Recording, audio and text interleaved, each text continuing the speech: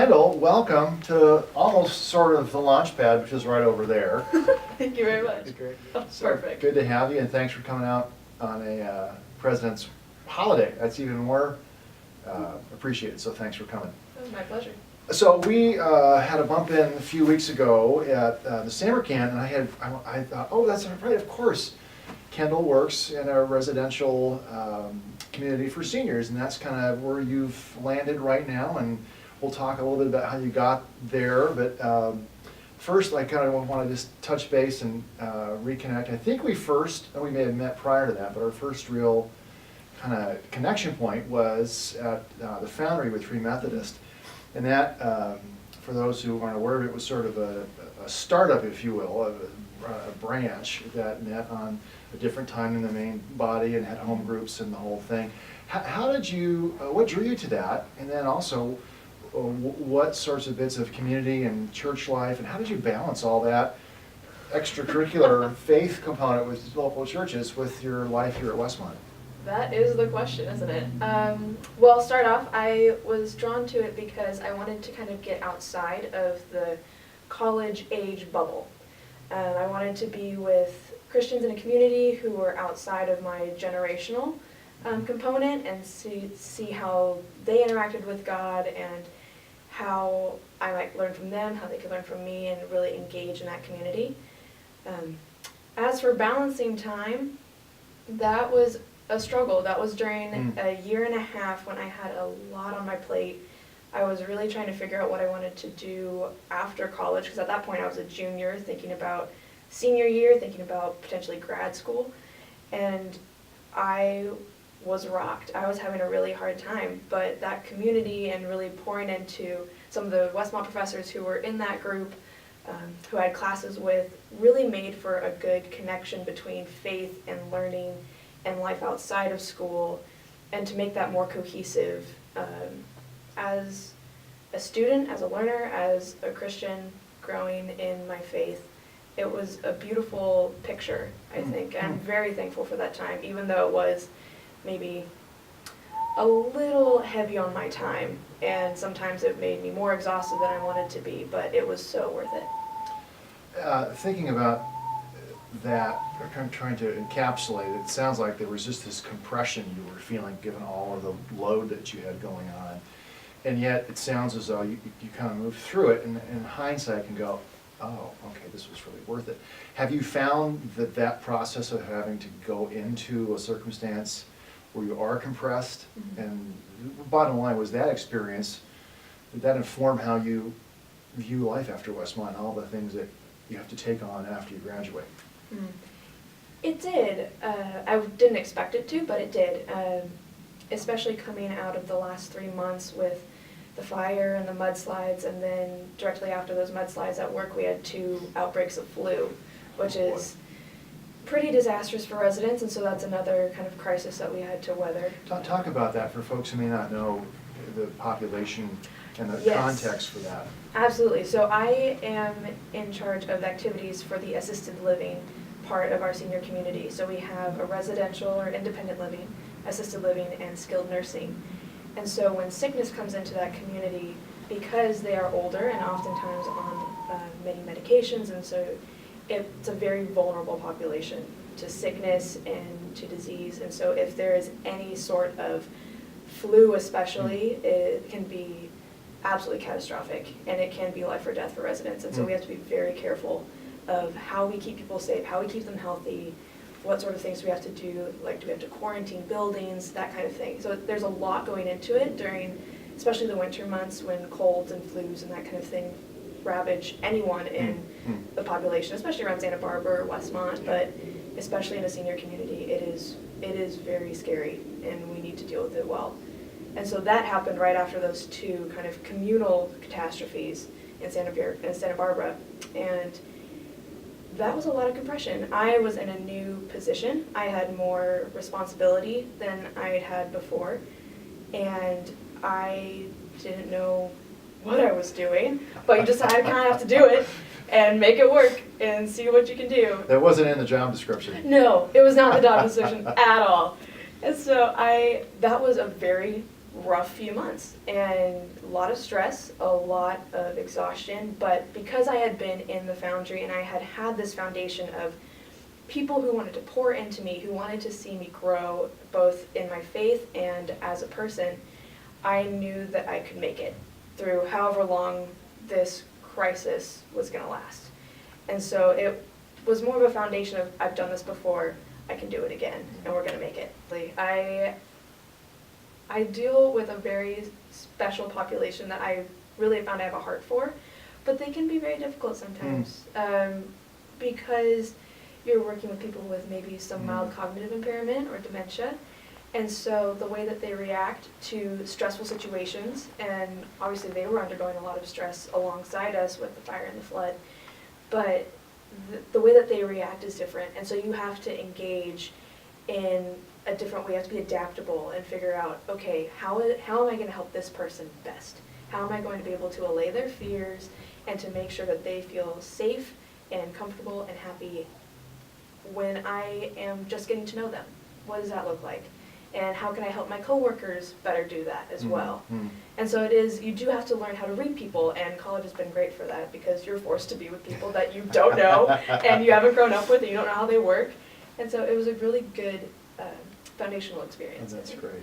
Well, I think I referenced the word framework when we got into that topic matter. And speaking of framework, you spent a fair amount of time abroad at Westmont, including the Northern Europe semester and a stint at Oxford, of all things. That's remarkable. Tell me about how that process and that time shaped you. Well, the Northern Europe semester, I went on my fall semester of sophomore year, so pretty early on in my Westmont experience. That semester was foundational for my worldview, I would say. I actually didn't realize how foundational it was until spring of senior year. I was helping Dr. Heckley with a panel talking to incoming students about studying abroad, and they were asking a similar thing, well, how did this shape you? And so I went back and I was looking through some of the old papers I'd written on that semester and came across one that was called our Big Idea paper. And that was one that we wrote at the very end of the 4 months abroad, just kind of looking back, like what is one thing that you've seen shaping the last 4 months? What do you want to take into your life afterwards? And I hadn't realized that this is where it stemmed from until I went back and looked at the paper. But one of the things that I have really taken on as part of my worldview as a Christian and as a person is the Quaker idea of the image of God is in everyone. Everyone is made in the image of God. It doesn't matter if you're Christian, Hindu, you as a human being have part of God in you, and you reflect some aspect of His glory into the world around you. And that rocked me when I first heard that, like a week into the program. I was like, what? Like, I had somehow put in this subconscious hierarchy of like Christians are more image bearers of God than others, rather than everyone is made lovingly in the image of God, and how can we bring that out?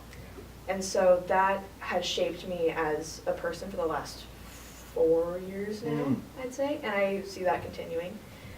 But the stint in Oxford, so I was only there for a month, and it was a crazy time. I had a fantastic experience, learned a lot, and that was more along the lines of maybe more academically rigorous than I had previously expected, which is good. That's what I wanted. I wanted to have a very academic experience. And the tutorial system at Oxford is their educational system. So there's a professor and 1 or 2 students who meet once a week and go over pretty much a research paper that you do during the week before. And it's a conversation about that paper, and it's really a dialogue and seeing how can a learner and an expert work together and learn from each other. And in that situation, you have to stand on your own 2 feet. You have to stand on the research you've done and present it as a budding expert in a way.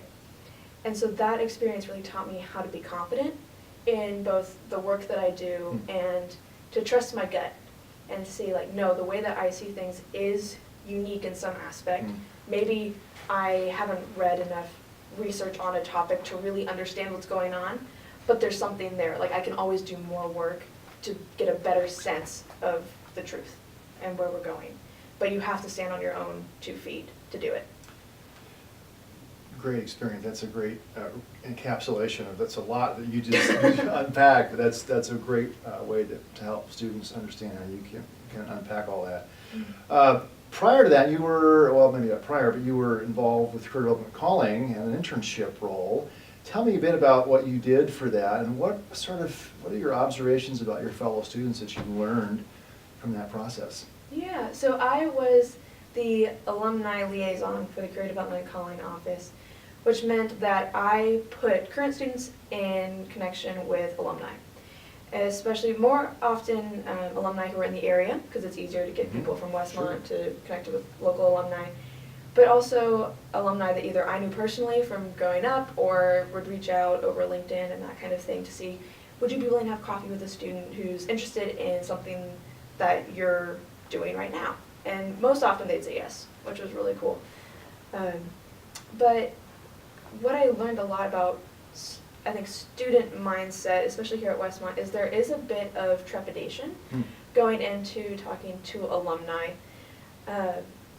I don't know if it's necessarily because they're further along and we think that they're somehow experts and that we can't possibly talk to them because, wow, look at what they've done. Same thing, alumni are more than happy to talk with students and be able to just say, sure, here's, I can't solve everything for you, but I can certainly give you my experience, my perspective, and help you at least get to Coda Street. That's the analogy. Okay, absolutely.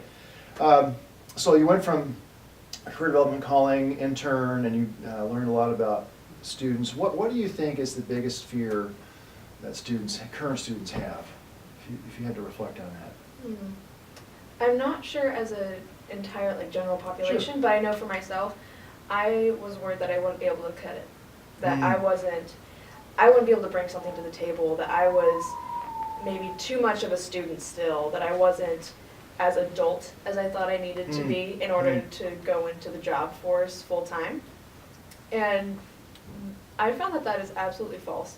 I was more than enough prepared to do the job I have now because I was willing to work hard, I was willing to learn, and to still put myself as a learner, but then also to take the next step and actively engage and bring something to the table, even if it was something small. And that stood out, I think, to the people who hired me, saying, okay, we know that even if you don't know what you're doing now, we can teach you, and you're willing to learn. That's a great segue into the next segment, sort of the whole transferable skills, the stuff that you learn. The individual stuff you learn is unique and wonderful, but it's also the ability to take what you've done and apply it elsewhere. So you went from history major to doing activities and life enrichment in a senior residential community. Tell us about that process. And you hinted at it previously about this, I'm ready, I'm good to go. When did the light bulb go off for you on that? On the whole transferable skill piece? Skills. It probably took about a month into the job. So I'll give you the long story, and you can take what you want with it. Okay. So I graduated in May. I had previously wanted to go into grad school and to become a history professor, which is still on the table, just not right now.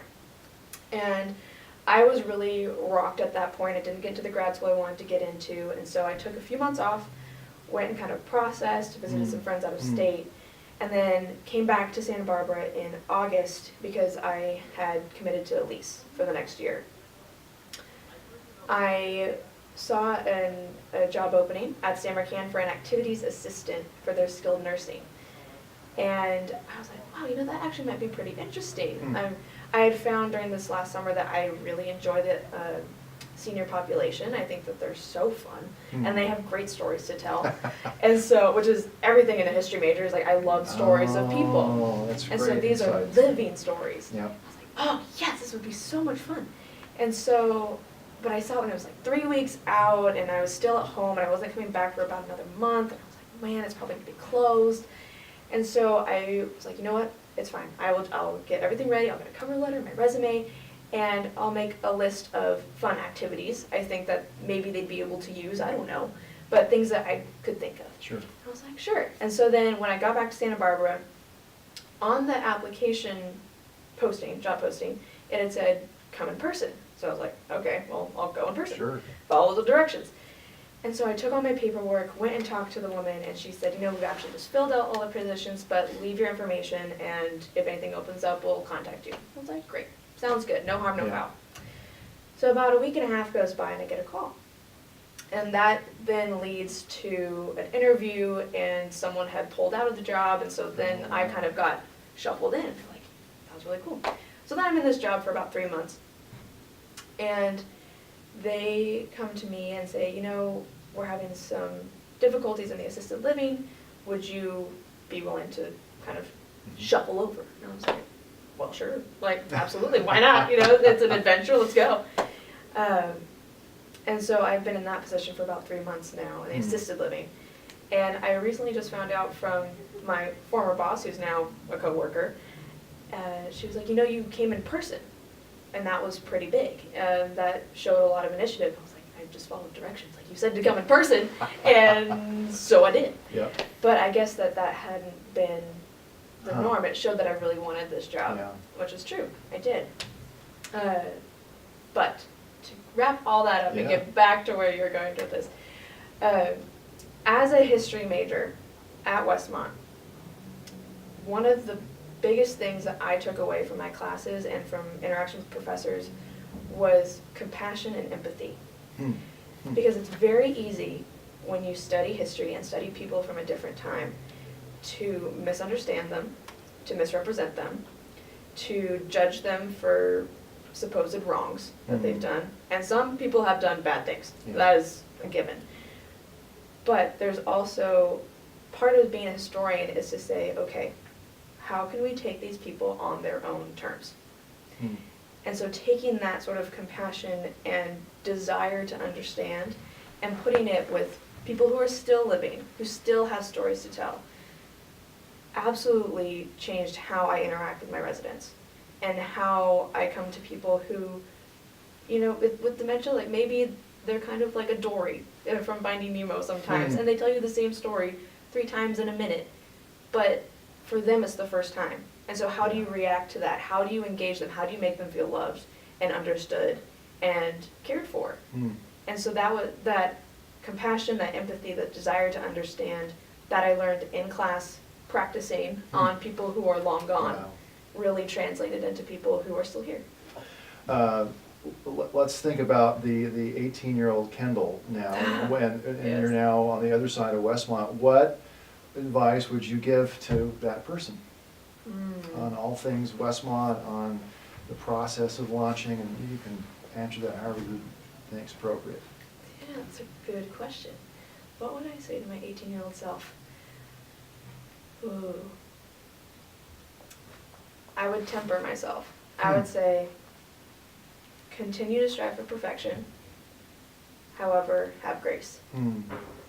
There is a lot you can do with the desire to be better, but it can hinder you if you let it get rampant. And so, especially as I'm finding out after graduation, there are no grades. You don't get ranked on a level of, oh, well, when you did this activity in this hour, you get a 74. Like, that was nice. You don't get that. So you need to have the drive to be better, to really engage and to be creative and think outside the box. But there isn't a metric that you're trying to stand up to. You can only be as good as you can be. So have grace for yourself in those moments, whether you're exhausted or whether you're on top of the world. Wherever you're at, do your best, and then let it be. Great. Great advice. Great advice for a 56-year-old, let alone someone in their 20s. Kyndal, thank you for coming to the Launchpad, and these are stories we want to try and gather and tell so current students can kind of have a better appreciation for what's ahead of them and all the bumps and bruises along the way, but bottom line, to figure out that it's doable and it's workable, and it sounds like you've figured that out on your own. So thanks for coming in. Appreciate your time. My pleasure. Thanks, Kyndal.